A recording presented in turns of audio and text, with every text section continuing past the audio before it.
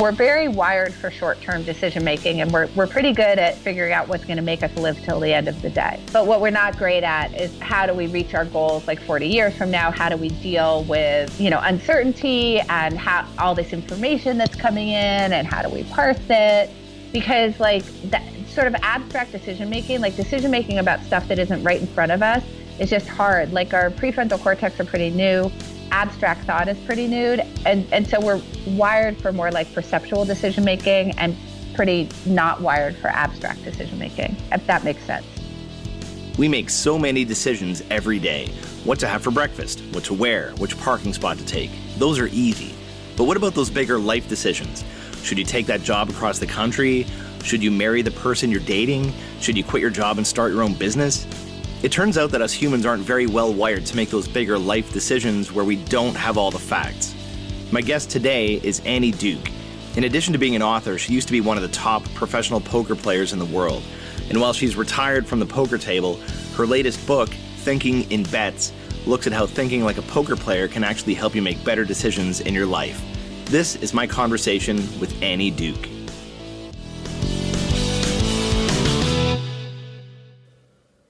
Hello. Hello. How are you? Hey, good. How are you doing? I'm good. Excellent. Well, thank you very much for making the time to chat. Happy to. So, you have a birthday coming up, I understand. Wait, how do you know I have a birthday coming up? Because you're supposed to research the people before you talk to them. It's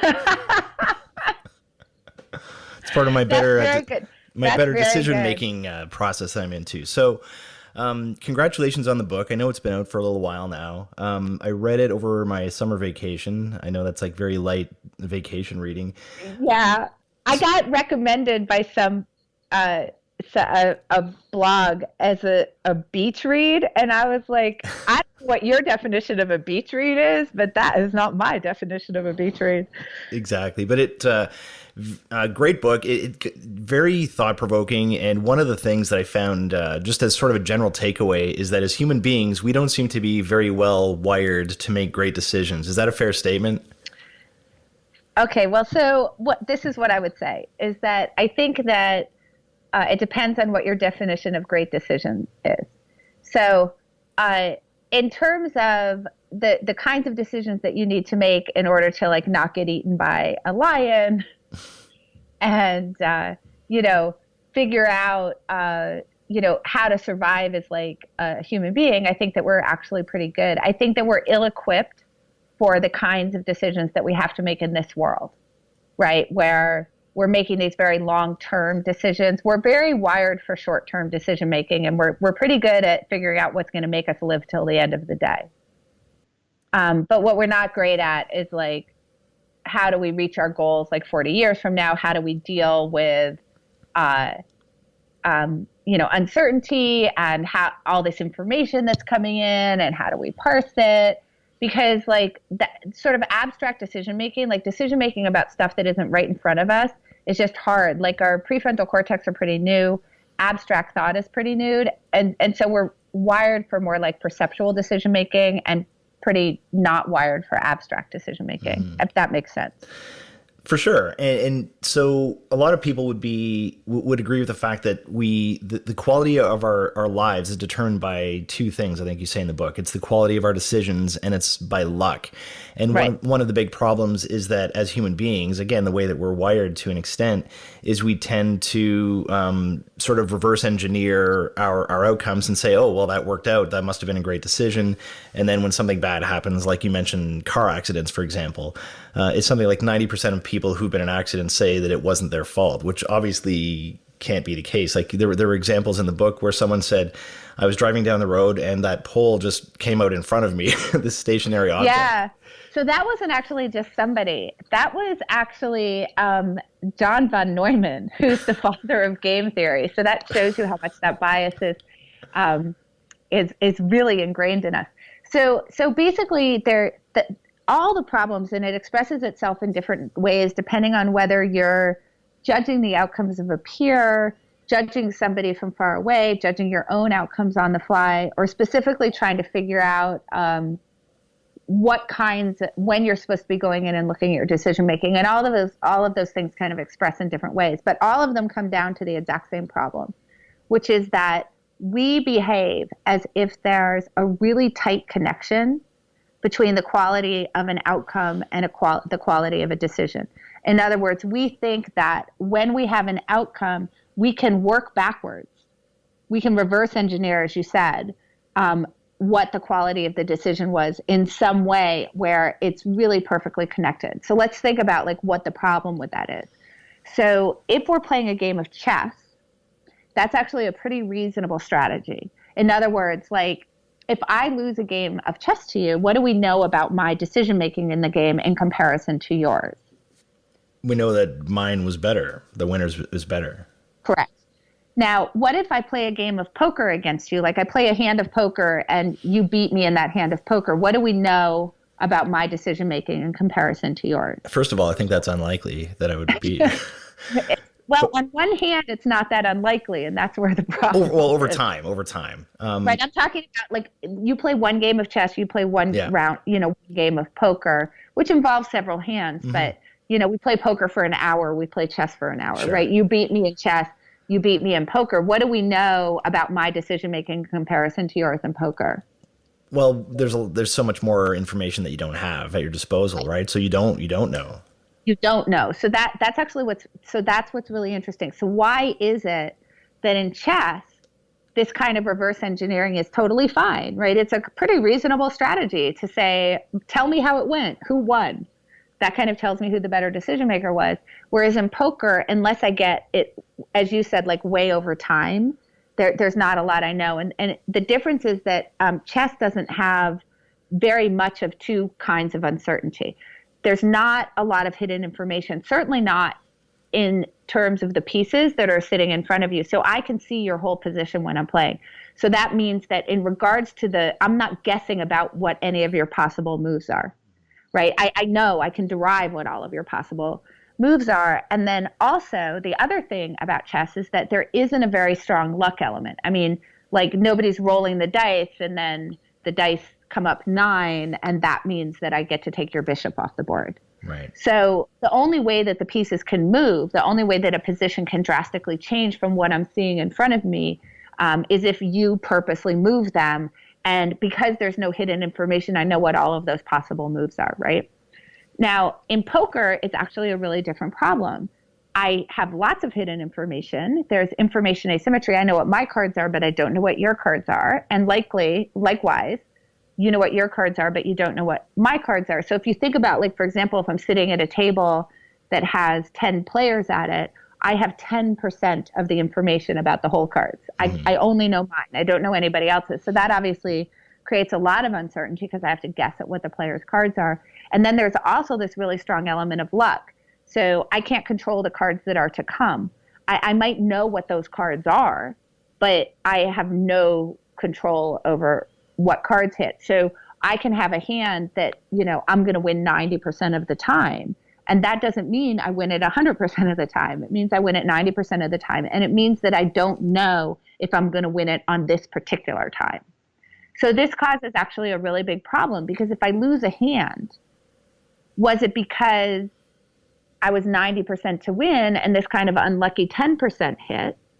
Or was it because I was 90% to lose and this 90% hit, right? Like, so and I can't ever know for sure because I don't get to see the whole card. So actually, if we go back to John von Neumann, who's the guy who said, that pole jumped out in front of me, he's actually the one who really thought pretty deeply about this difference between poker and chess. And when he was developing game theory, which is the study of decision-making under this type of uncertainty over time, he actually used chess as a model. I mean, he used poker as a model, rather. And a colleague of his, Jacob Vernovsky, asked him why and said, why did you use poker? Why didn't you use chess?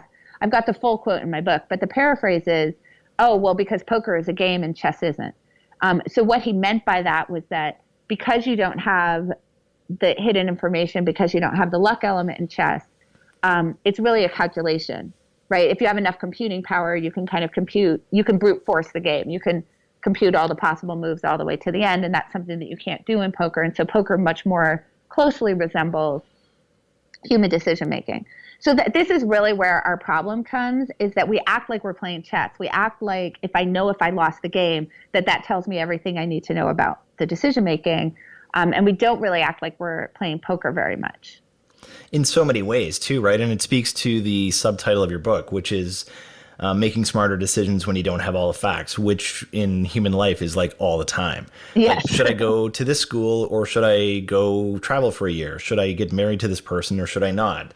It's not, you talked about should I have chicken or fish for dinner, which is a smaller version of that. But in terms of those big decisions, all these things come into play, motivated reasoning and bias and resulting and all that stuff.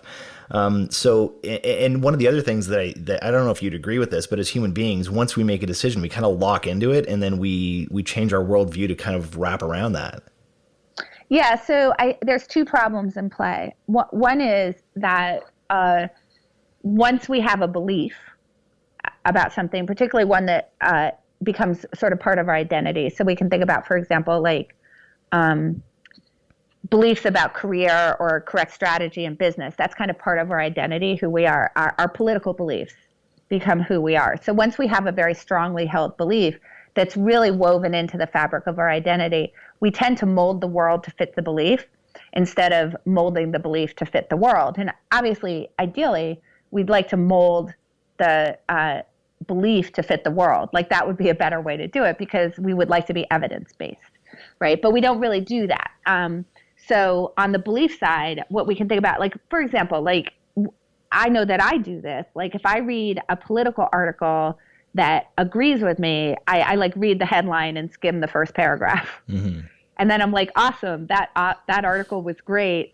And my belief strengthens. If I am looking at an article that doesn't agree with me, I either don't even bother to read it, I just reject it out of hand. Or if I do bother to read it, I'm picking it apart, thinking about all the reasons why the author's wrong or mistaken in their argument or whatever.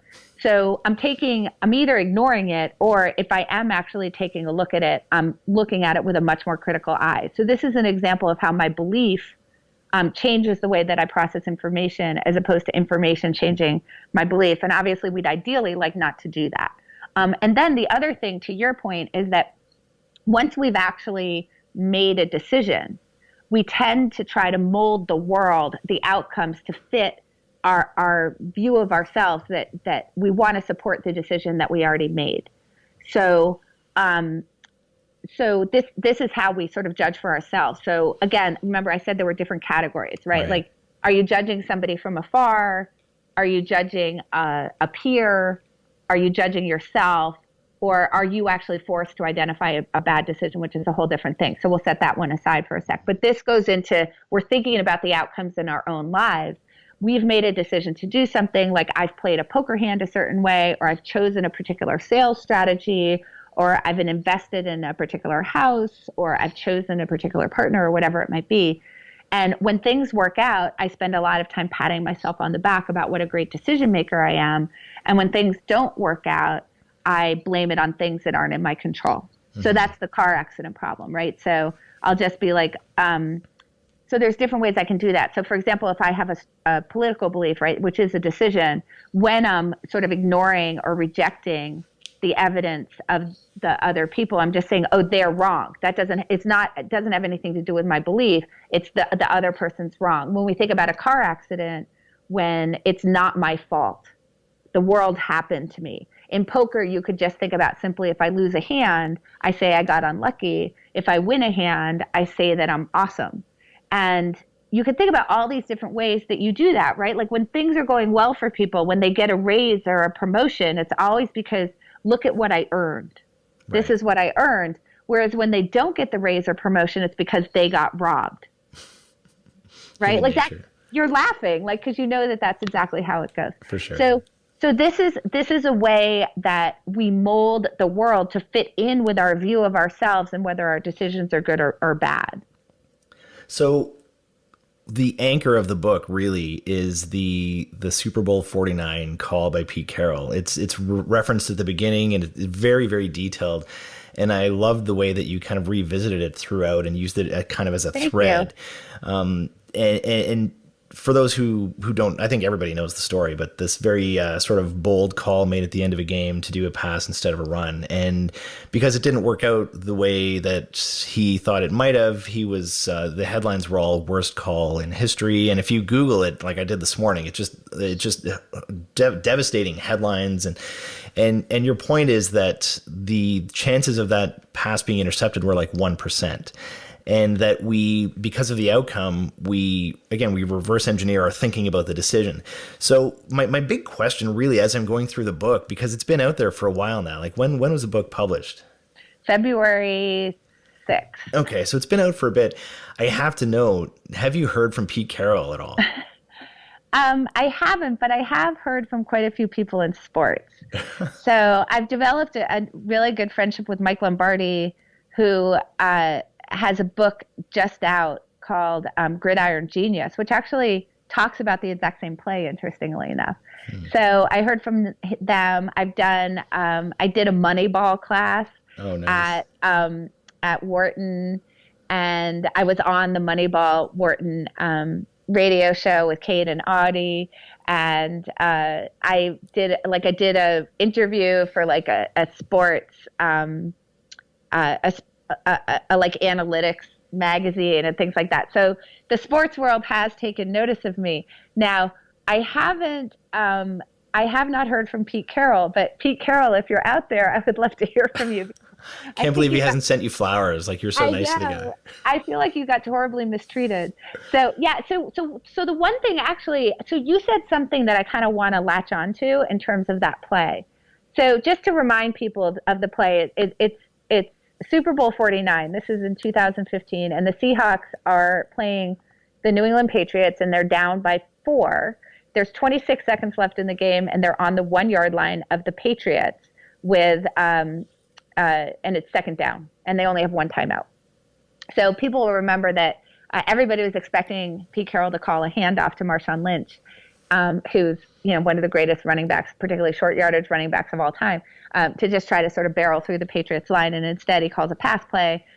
It's intercepted by Malcolm Butler, like disaster. And, there was like, is it the worst call in Super Bowl history or just the worst call in football history, period? Like, no, right. So you said something interesting, though, in there, which is you said that just because it didn't work out the way Pete Carroll thought it might, that he got really excoriated. And what I would say actually there is it didn't work out the way that the fans were hoping, but that Pete Carroll knew full well that that was one of the possibilities. And I think that this is one of the most important lessons in decision making, right? Is that wasn't an unexpected result for Pete Carroll. It was a low probability result. But he understood that one of the possibilities was interception, that certainly would have been wrapped into his decision making as he was trying to think about it. What he knew was that it was a very, very low probability of interception, and the benefits that he was getting from the play, which include a couple things. One is, first of all, it's a surprise, but also because of the situation where he only has 26 seconds left and one timeout. It's free play. It's a free play because he can, obviously, if it doesn't work out, if it's caught, they win. If the ball is dropped, if it just isn't complete, clock stops and he can still get 2 running plays in. If you start with the running play, you can only get 2 plays. So that's really the main reason why it's a pretty good play. Outside of things, Mike Lombardi talks about coverages and whatnot as well. But so it's important to understand that we need to kind of get this language out of our lives, which involve like unfair, right? Like that was unfair, or that was incredibly unlucky.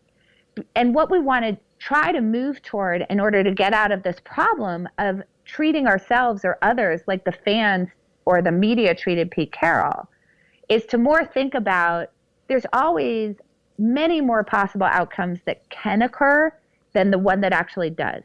And each of those possible outcomes that can occur, they're all in the set of things that can happen.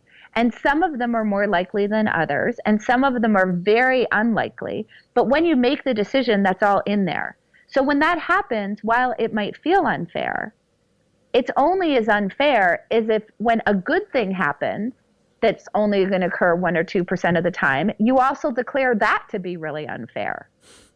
because they're both just really unlikely events that have occurred in the set of possible outcomes that might occur. And it actually creates a much better way to live your life, because instead of sitting there and getting in that really emotional place of like, that was so unfair, I can't believe that happened to me. I mean, do you feel happy when you're thinking that way? Does that help your decision making going forward? No. Instead, just say, okay, that was in the set. Let me just see if I predicted it properly. In the same sense of, if something really good happens, we're not sitting there going, that was so unfair. I can't believe that thing that only was going to happen 1 or 2% was going to happen. And instead, we spend all this time like patting ourselves on the back as if we're geniuses.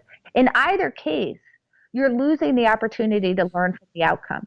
If something happens to the good that's like super unexpected, you should try to think about whether you could have predicted that it would have happened that well, whether that was in your set of possibilities.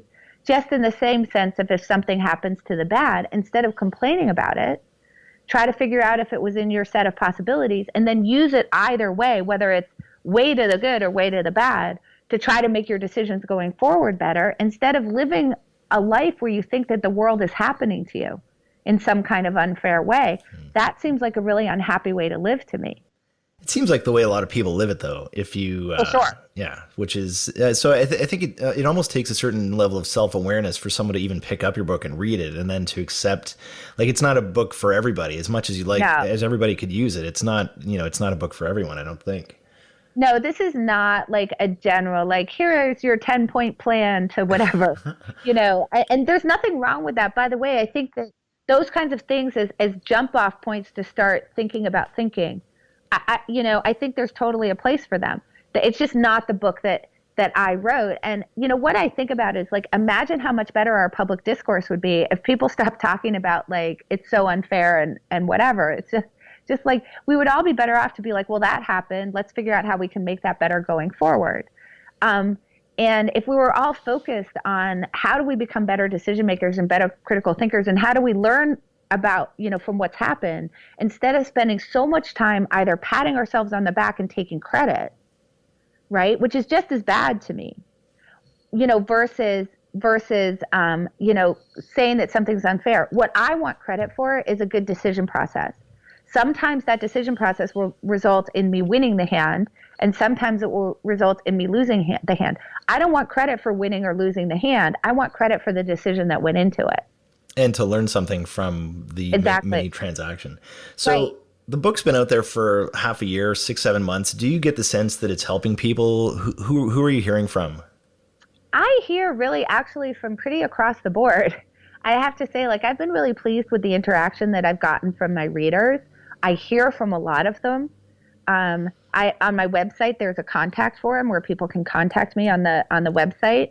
And I get a lot of really cool emails. And I've actually developed some friendships with people through it, just from, like, people who are really engaged. And it's across the board, from people who are in, like, agile development to people who are in sales to lawyers to a lot of people in finance to real estate. Like, I've been talking to people in real estate, to people who are in product development, which goes in agile development as well, to just people who are actually really looking to improve their decision-making, period, like, who aren't, like, specifically focused on a particular industry. And that's one of the things that, like, I really kind of like about this book. And I remember talking to my editor when they first bought the book. This was as I was going into the writing process, and they asked me who my core audience was. And I said, well, my hope is that it's got an obvious place for people who are in business, and particularly in things that are more finance related. Like, I understand how they're going to see the connection really clearly. And I think it will probably start there with those people. But what I'm hoping is that as people, pick up the book, that it's going to spread out from there, because I'm not talking specifically about business. I'm talking about thinking about your own thinking and how you can increase the probability that you have better outcomes in your life.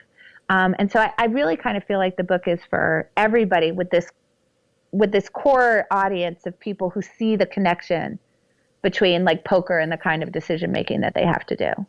So you bring a very unique, obviously been retired from the game since 2012, but if you think about your two careers, if you look at them sort of back to back, fascinating in the way that they sort of dovetail, and that they were so sort of interconnected. If you look at, you basically turned your second career as a speaker and an author out of the first one. And you referred to the poker table as a laboratory, where you said it's a compressed version of real world decision making. You could have all these mini decisions in the course of a couple of hours, where you don't really get that in other forms of life. And then you're sitting there with a background in psychology and working on a PhD in linguistics. So you have all these different pieces. It's kind of like you almost have this really unique perspective when you're sitting at the table. And I can only imagine the things that are going through your mind and the way you're assessing and vetting other players and learning as you go, and then to be able to springboard that into a new career. Do you miss poker at all at the professional level? It's an interesting question. I played poker for a very long time. I was a professional for 18 years. And the interesting thing about poker is that in order for poker to be interesting to people, in order for it to be engaging to people, they have to be playing for an amount of money that matters to them, right? I mean, it's just the nature of the game. And what that means is that when they're losing an amount of money that matters to them. Mm-hmm. So when I first started playing poker coming out of the PhD program at the University of Pennsylvania, the game was like so fascinating to me. It's a very complex game. It's impossible to master. You're always uncovering these different layers, so it's like you sort of think you figured out something about the game, but then when in that process of figuring something out, you unpeel another layer and you find like all this complexity underneath that. And it's like super fascinating. And I was so engaged in the game that this quirk about the game where people are losing amounts of money that really matter to them, which means in general that you are not very often engaging with the best version of that person at the table. Like, you're sitting with these people and they're really, they're very emotionally upset. Me too, by the way. Right. And very often you're kind of seeing the not so great side of them. You're seeing the emotional side of them under stress, under pressure, under conditions where they're not feeling very good about you or other people or whatever. And I sort of was so focused on the game and so buried down in the game that it was like, okay, yeah, there's some unpleasantries going on, but okay. Then when I started, so I overlapped the two careers for 10 years. In 2002 was when I started doing speaking and thinking about really bringing my PhD work and what I had been doing in cognitive science and having it sort of collide with what I had learned, at that point in the 8 years that I had been playing poker, to really start to think about how can I bring these together to really say something about decision making and help people think about their own thinking and improve their decision making. And I started doing that, and that is the complete opposite. That's a situation where you're always seeing the best version of the people that you're interacting with, because they're there to learn, they're really engaged, you're having amazing conversations with people, you feel like you're making a really interesting and positive impact on their life, hopefully. That's sort of the goal. And it became a very big contrast for me. So so in order to answer your question, what I have to say is, like, of course I miss the game of poker. It's really fascinating. I still engage with it in some ways. I still play it for charity.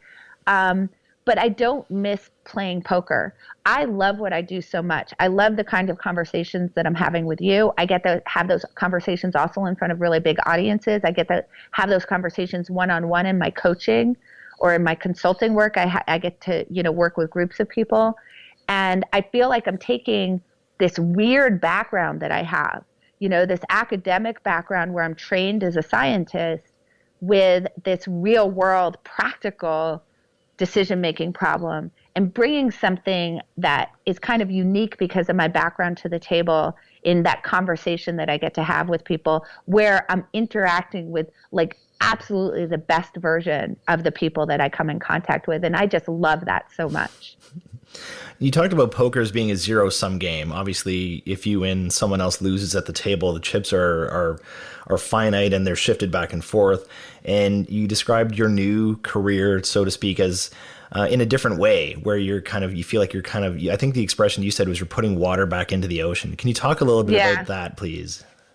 Yeah, I mean, that's really kind of what I'm talking about, right? It's like poker is it's very hard to think of another business where I win, you lose, and you have to actually face me and give me money in person, right? Like when you think about companies competing with each other, it doesn't really work that way, right? Like you're out in the marketplace and it's all sort of like behind the veil, and it's not this really personal clash, and it's kind of interesting because actually in some ways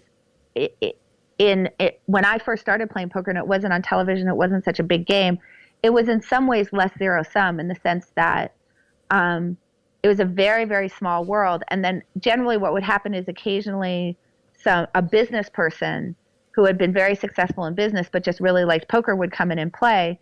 And honestly, their goal wasn't so much to win, but to have fun.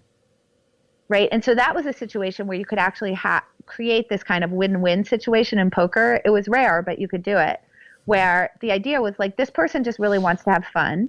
And they kind of recognize that this is their entertainment budget and they're not really trying to win a lot of money. And so we're all just going to have fun at the table and I get to do my job. And my goal is to actually win money. And that was kind of an interesting thing. It became less so as the game expanded, you had less of that going on. But yeah, so that zero sumness, that like in your face, like you win, I lose, ha ha.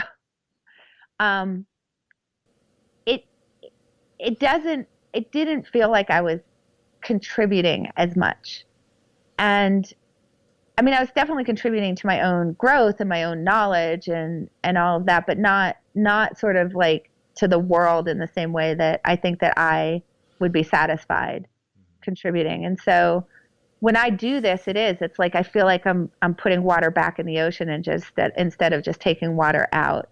And that just feels so much better to me as a person. And that's not to say like poker is a super fascinating game. Like I have a lot of respect for the people who are playing it. And I don't think what they're doing is bad. I did it for a really long time. And I look at people like Eric Seidel and I totally admire him because he's been doing this now for, gosh, it must be 30 some years.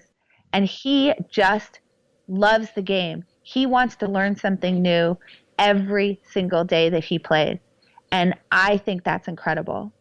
And I think people find their different paths, He's still getting so much enjoyment out of the learning that he's doing and really trying to solve for like the different ways that the game has been played and, the digital age and the access to simulations that people can run in order to try to solve for some of the problems that, we were sort of trying to work through by hand. And I think that's so incredibly admirable. It just wasn't for me.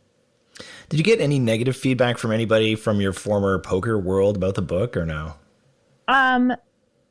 So that's an interesting question. The people who've talked to me about the book who play poker, I think have really liked it. Some people don't like me personally. So I definitely get negative comments in that way. That's unfortunate. Yeah. People sort of saying like, oh, just sort of like talking about, oh, like I'm just trying to like make a new life for myself because like some people in poker don't like me or whatever it is. And, it's like you just sort of have to let that stuff go. Right. Shut that down. Yeah. So what I'm interested in is not whether you like me personally, but what you think of what's actually contained within the book. And, I've had some very good negative comments that I really have taken to heart about the book. It's been very helpful to me. And I sort of view it and think about it as what can I sort of think about in terms of taking away? What is it that it's just hard to shoot this at the right audience? So the two main pieces of feedback that I've been getting, one is that there's some repetition in the book.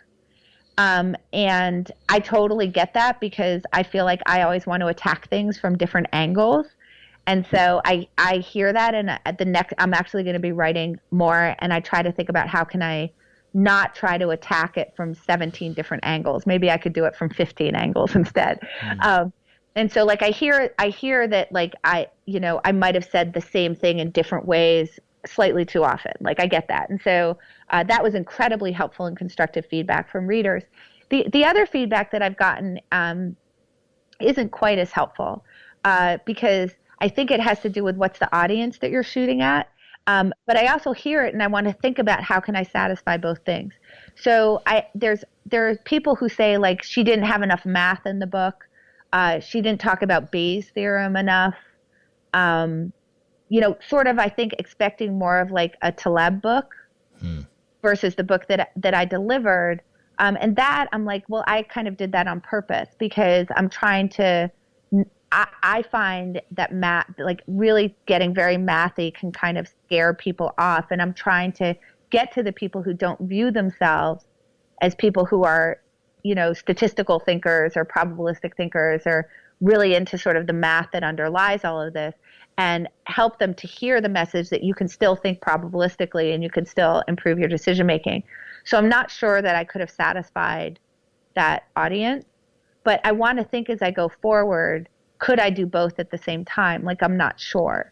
So that's something that I'm sort of mulling over. Like, could I get more into the sort of technical side of it? Would that have been useful? Or should I just sort of say, well, then this book wasn't for you and that's fine. I mean, I do think that like Seth Godin talks about this, that you have to know who your audience is and then not worry that some people say, I didn't like this because they just weren't your audience. And I think that may be where I sort of land with that there's overlap certainly in the type of people who would be really interested in Taleb and really interested in my book, but they're not exactly the same. And my sort of mantra is don't get too technical because I would like people to be able to hear it who feel like they aren't technical in that way. So I think I may go on the Seth Godin side there. But definitely on the repetition side, like I totally heard that. So, do you have another book in the pipeline? Like, what's next for you? Are you talking about that topic, or is it a big surprise? No, I've actually been talking about the topic. I'm a big sort of open source person. I'm not. I think that I'm not a big like, oh, you have to keep things proprietary to you. I think that ideas get better when you put them out in the marketplace of ideas. And I don't really care if somebody else wants to talk about it. I think that's great. I'd like more people like evangelizing it, right? So, so I'm doing two things right now. One is I just put the proposal in for a workbook to go along with Thinking in Bets.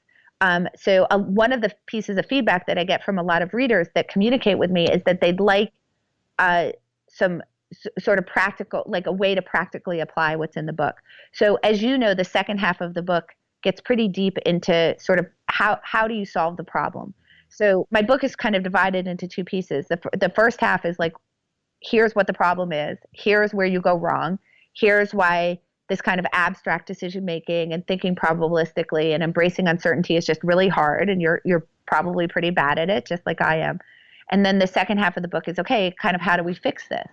And a lot of it is through like getting other people involved, really approaching the world in particular ways, like asking why am I wrong, not why am I right, doing time traveling, thinking about how you would feel about things in the future or how you felt about things in the past and that kind of stuff. So there's a lot of stuff in there, which is like these practical approaches to making it better. And I've heard from a lot of readers, like, can you help me with that? Like you've sort of put the ideas out there in sort of an abstract way. I would like a more practical version of that. And so I decided that it would make sense to create a workbook that actually has a lot of exercises to help people really put into practice what I'm talking about in the book. And I'm actually really excited about it. So that's definitely in the works. And then the thing that's in the works for right after that is actually working on a book that essentially takes the Pete Carroll thing and goes in a completely different direction on it. So I'll try it out on you. So if that's okay. Yeah, sure. So we know that the Thinking in Bets opens with this Pete Carroll play where he passes the ball instead of hands it off to Marshawn Lynch. And basically you can think about Thinking in Bets as an exploration of this particular thought experiment. What if the ball had been caught? right? So that's the question that I ask right away. So we know that when the ball is intercepted by Malcolm Butler, that everybody freaks out and calls Pete Carroll an idiot. I mean, literally uses that word idiot about Pete Carroll, which is kind of absurd, and starts talking about how it's the worst call in Super Bowl history. So what I ask is, well, what if that ball had been caught? What do you and they had won the game on that play? What do you think that the pundits would have said the next day? And of course, right? Like, we know what it is. Genius. Right. Like, and actually, what did they say about Doug Peterson with the Philly special? Right. Right. So that's actually a real world example, like where we really saw it happen. Like, okay, he did something really unexpected, and look at that. Like, everybody thought he was a complete genius for it. So thinking of bets is really an exploration of why is it that when the ball is dropped, he's an idiot, and when the ball is caught, he's a genius, even though all of those things are outside of Pete Carroll's control. Like, once he makes the decision, everything is being executed on the field. He can't control anything that happens after that. So what I want to think about is this other thought experiment now, and so I'll ask you about it. So let's imagine that Pete Carroll, he has Russell Wilson hand the ball off to Marshawn Lynch. Marshawn Lynch tries to barrel through the defensive line of the Patriots, and he fails. The Seahawks now call a timeout. Pete Carroll has it handed off to Marshawn Lynch again a second time, and Marshawn Lynch fails for whatever reason. Again, he fumbles the ball, he doesn't get through, whatever, and they lose the game that way. Right? They lose the game by just handing the ball off to Marshawn Lynch twice. Do you think that people are talking about that as a key play in the game? That's just the end of so many football games. It's just the end of so many football games. Do you think that they're saying the Patriots' defensive line was just too good? It's probably a defensive story at that point. This shows the greatness of Bill Belichick. Yeah. They just got outplayed. It was close. It was a close game, and it just didn't work out in the end. Do you think anybody's calling Pete Carroll an idiot? No, it happens almost every week. Right. Do you think anybody's saying that was the worst call in Super Bowl history? No, not at all. Right. And now what's interesting is that it's mathematically a worse call. Mm-hmm. Like, we know it's mathematically a worse call. So this is what's kind of interesting, is that when they fail through this pass play, which nobody's expecting, it becomes completely in Pete Carroll owns that play. It is his fault. It is put into his bucket. Mm-hmm. But when they fail through the Marshawn Lynch, the expected play, all the uncertainty is allowed to bubble up as an explanation. Mm-hmm. All these things that don't have anything to do with Pete Carroll. So nobody's calling for Pete Carroll to be fired there. Right? They're just saying, like, oh, that Marshawn Lynch didn't get through. That was Belichick. It's like all these things that are kind of outside of Pete Carroll's control. So that's kind of interesting, because you can really see that actually in life decisions as well. So here's an example. Here's a place where we don't do a lot of resulting. If I run a red light, or if I drive drunk, and that happens to occur safely, nobody's saying, oh, that was a really good decision. Yeah. What a brilliant play. And if I go through a green light and I follow all the rules and I get in an accident, nobody's like, oh, you're a terrible driver. They're like, oh, what could you do? And the reason for that is that traffic lights, our behavior around traffic lights, have lots and lots of consistent consensus around them. Mm. Like, we already kind of have, we've already agreed as a society on whether that's a good play or not, right? Like, whether that's a good decision or not. And so when we've agreed about the quality of a decision, then the result doesn't yank us around as much. We sort of allow for, okay, uncertainty is the way. So we can kind of think about this in terms of this Pete Carroll situation, that when they hand the ball off to Marshawn Lynch, we feel like it's like traffic laws. We kind of know, well, this is what everybody does. So clearly we're not going to question the decision making there, because that was what was completely expected. Mm-hmm. Right? There's probably a lot of football coaches watching that play thinking in their heads, it was a good play. It was a good call. Right. And the reason is that coaches make a lot of decisions without knowing it, trying to defend against what happened to Pete Carroll. So even though I can show you the math, people are going to tend to do the thing that already has consensus around it. Because if you do the thing that has consensus around it and you fail, nobody's calling for you to be fired. So you can probably start to think, pretty quickly about how that might really mess up decision making in real life. Like, how does that affect people's decisions? I mean, we could think in the NFL, right, that people have known about the mathematics behind fourth down plays, for example, for a very long time, but the NFL has been very slow to adopt them, right? They've just been very slow to go for it on fourth down in spots where they're supposed to, because there isn't just a lot of consensus around. So when we think about that old thing of like, I'd rather fail conventionally, this is where we start to get into this sort of exploration of how is it that we're very often making decisions to just sort of defend against people blaming us, and trying to find those decisions where we're going to be allowed when things don't go well for it not to be our fault, where we're sort of thinking in advance about it. And we're like, well, if I get consensus, if I can get all the room to agree, if it's a decision that everybody usually makes, if it's the thing we always do, if I'm not challenging the status quo, like if I do all of those things, then when it doesn't work out, I can say it wasn't my fault, and nobody's going to argue with me. But boy, if I take a chance, I'm really scared. Like, that's going to be really problematic. So that's sort of the start of the book, and kind of thinking about that. I'm actually not starting with the Pete Carroll example, although he'll come up again.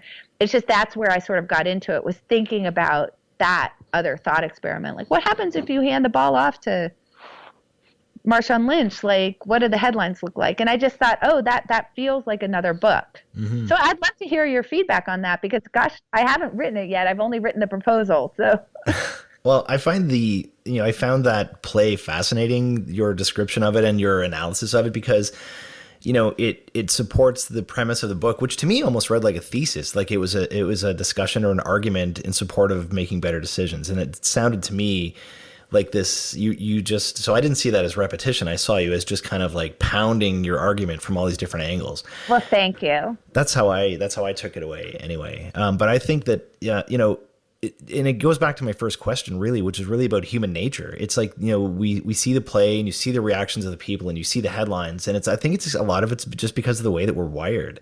Like, I don't think we're necessarily wired to make great decisions when there's not a lot of information. And so that comes into the whole self-awareness piece and everything else. Well, which is why I'm doing the workbook. Mm-hmm. Right? Because I think that you do have to start to work against the way that you're wired so much. You've got to bring other people into the process. And because you are trying to sort of like change the way that you're processing information, it takes practice.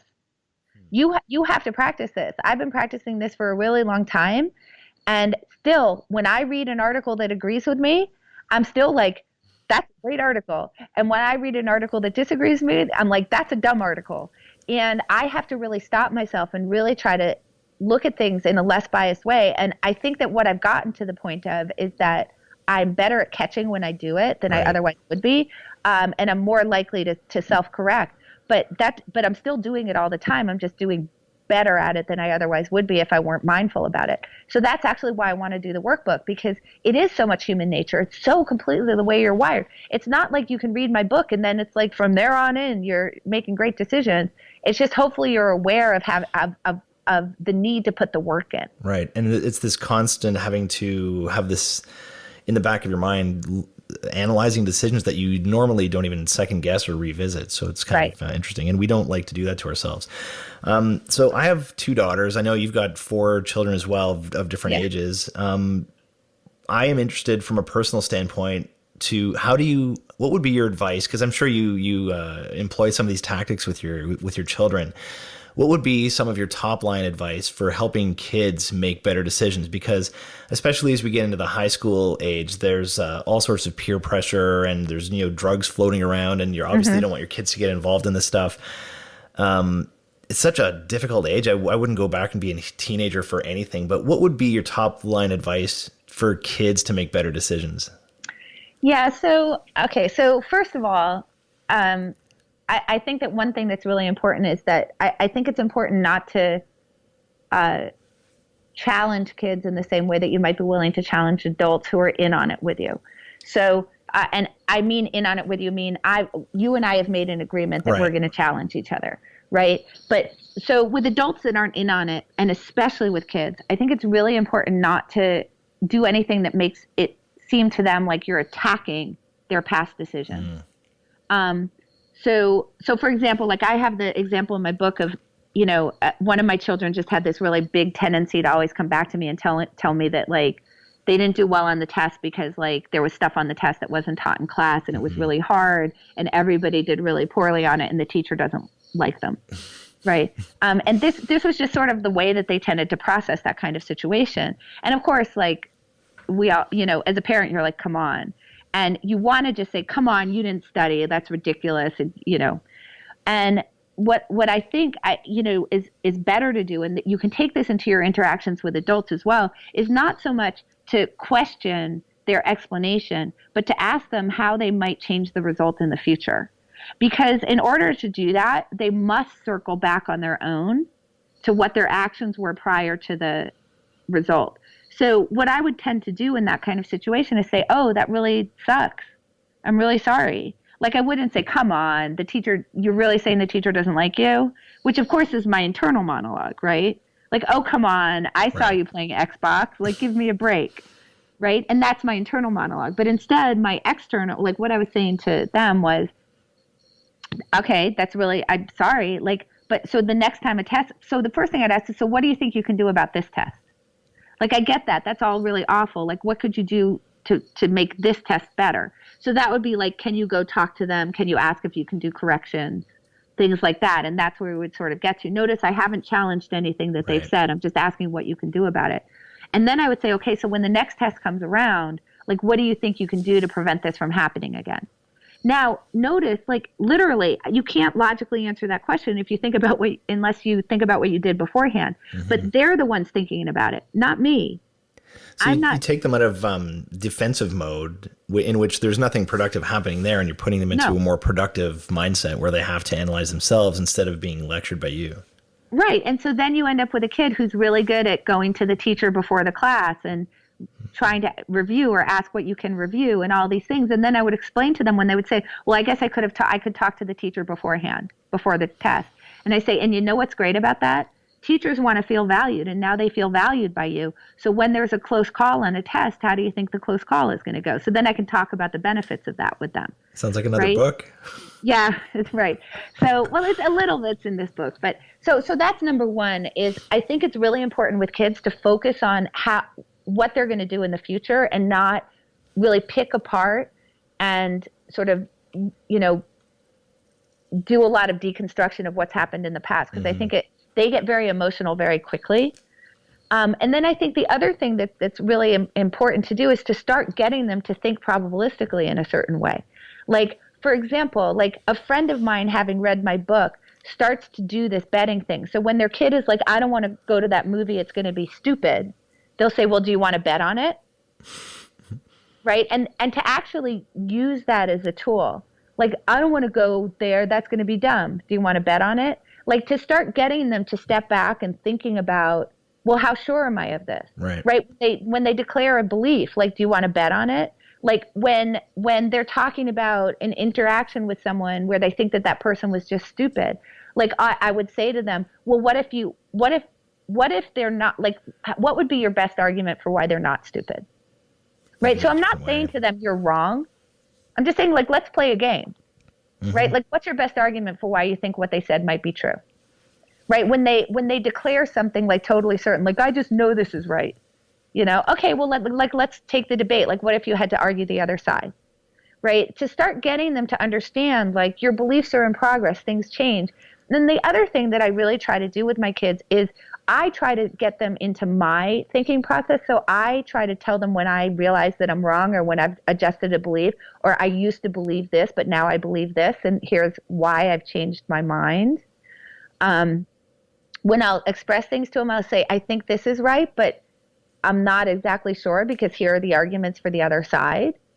And try to sort of model that process with them. That doesn't mean that I'm not the authority and my decision doesn't go. It just means that they have a little bit of a view into the process. Now, once they've gotten a view into the process, I say, nevertheless, here's what I've decided, right? So you can still be an authority and still let them see the process. And then the last thing I think is to always remind them, what are your goals? How are we going to get you to your goals? Because when you start to talk about, like, the drug and alcohol issues and the sort of dangerous behavior, a lot of it is them thinking about what they want in the moment versus thinking about what they want in the future. So the more that you're talking about, like, what is it that you want for yourself? Like, how do you think you're going to get there? In what ways do you think you might not get there? Like, if, let's say that, your goal is to get into, a top tier college. Let's say that it's 4 years from now, like you're talking to your freshman. It's 4 years from now you didn't get in. Like, what do you think are the things that might have happened that would have made it so that you didn't get in? Some of which have to do with luck, right? Like, you got all the best grades, but then only 20% of the people with the best grades, get in, right? I mean, there's just a certain number of people who get rejected. So let them know that you understand that. But what are the actions that you might have taken? Again, you're not criticizing anything that they've already done there. And that kind of helps them get into the mindset. And then the last piece of advice that I would give you, having 4 kids, is pick the things that are important to you. Like, I remember having this discussion with someone where their daughter, had their ears pierced and they wanted to get a second ear piercing, like a second hole. Right. And they were just really like, I don't want her to do that. I don't want her to do that. No, that's ridiculous. And I just said to them, like, of all the things they could be choosing to do, this one's like super reversible. Like, holes closed. Like, pick the things that you're going to really put your foot down on. Put it down on the things that are really important to you. Now, if you decide that this ear piercing thing is really like a make or break for you, be my guest. But like, step back and make sure that you're not just reacting to like, this is something I don't like, and so I want to assert my authority over this, versus this is something that's, long lasting and it's going to have long lasting damage. And for everybody, your values are going to be different about what those bright lines are. But just decide, what are the bright lines and what are the lines that, like, even though I don't really like it, okay, I guess I'm just going to, like, you be you. So pick your battles. Yeah. So like, one of my daughters has green hair right now. Okay. There's bigger issues, I guess. Yeah. For me, okay, you have green hair. You're expressing yourself. Like, I don't have green hair, whatever. But like, your hair won't be green forever. Like, right. Green, it grows out. Like, that's, I'm fine with that, So, because otherwise I think you can really get caught up in the nitty gritty. Like, you get so deep down the rabbit hole on like a thing that doesn't really maybe matter so much if you were really able to think, like, in the long run, is it really going to matter that my daughter had green hair when she was 18? Right. Right. And so I think that that's really important for you to always ask yourself, like, 4 years, when my child is an adult, is this thing going to have made or break them? Mm-hmm.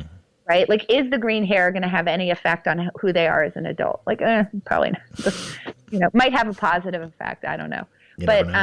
So even though I don't particularly like it, I try to let it go. But those are questions you have to ask for yourself. Some people, green hair may be a total line, and I totally get that. It just turned out not to be a line for me, and I'm fine with it. You sound like a very cool mom.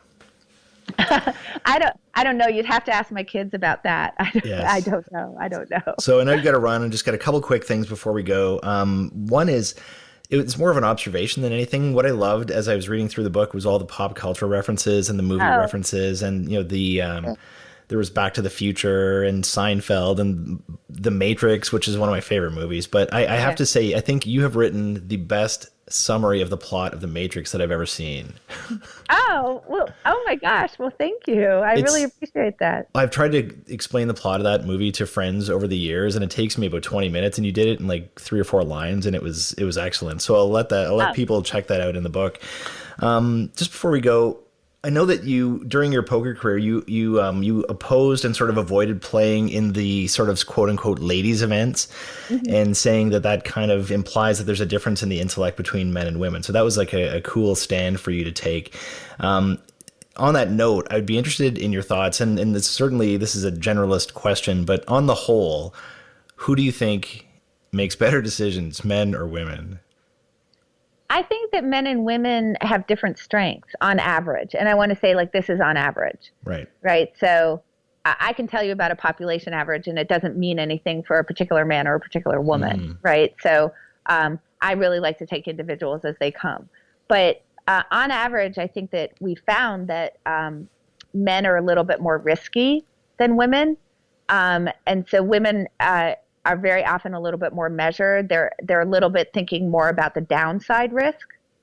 And men, I think, can be a little bit more focused on the upside risk. So it's really, really important to have both, right? Like you need both points of view. Mm-hmm. The people who are thinking about thinking less about the more about the upside risk, and people are thinking more about the downside risk, they make a really good pairing to have together. So like I'm a really big fan of cognitive diversity on any kind of team. Having lots and lots and lots of different points of view. I think that women have interacted with the world in different ways. I think the world has interacted with women on average in different ways than it's interacted with men. And I think that creates different decision making, not better decision making. So I think that you want to look at the strengths and weaknesses in both and get them both to collaborate, because that's how you get the strongest teams and the best decision making, is when you have cognitive diversity. And as I talk about in my book, when that cognitive diversity is allowed to express itself. In other words, when you have a team where everybody feels comfortable offering their different points of view, and nobody feels like they have to be a team player in the sense of all being on the same page. There's no point in cognitive diversity if you think that the goal is for everybody to agree from the get-go. Like that's not going to be particularly good, but that's the way that most teams work, right? Like that's how we get to like these echo chambery kind of situations. So yeah, I don't think that it's a better or worse. Just different approaches. It just goes into different approaches, and they both have like tremendous value. Mm-hmm. And getting them both in a room together to make a decision is going to get you the strongest, best, most well thought through decision, as both sides of that, the people who have the different points of view, have to be able to express and defend and argue against a really strong version of the other point of view, which makes everything better. So watching you back in the day playing poker, because I was caught up in that craze as well, and reading all the books and trying to learn about it and playing with my buddies, you always had those earbuds in, and I'm curious, what were you listening to? Okay, so I was listening to, let's see, I'm trying to think at that time in my life what I was listening to. I was listening to like a lot, anything that Jack White has ever produced, definitely. So the White Stripes, and then obviously what he's done on his own, and Dead Weather and whatnot. For sure, like Arctic Monkeys, the Violent Femmes. But then I would also listen to like the soundtrack of like Hedwig and the Angry Inch, which like I really love. And then some of the really older country, like I really love like Johnny Cash, right, and Willie Nelson. So like definitely in that zone as well. I also like, so depending on my mood, like I might be listening to some like Jack Johnson, for a little bit more mellow. So that was generally what was in my ear. Okay. That's just personal curiosity over the years. Anyway, I don't know. What would you have imagined? I have no idea. I didn't know maybe they were just in your ears and you were listening to nothing just to kind of psych people out. Sometimes. That would be my guess, because it's I can't think very well when I have music in my ears. Yeah. So a lot of the time I would not be listening to anything. But when I was listening to stuff, that's what I was listening to. And I would generally put the music on when I needed it, when I was feeling myself drifting away or getting bored or getting emotional.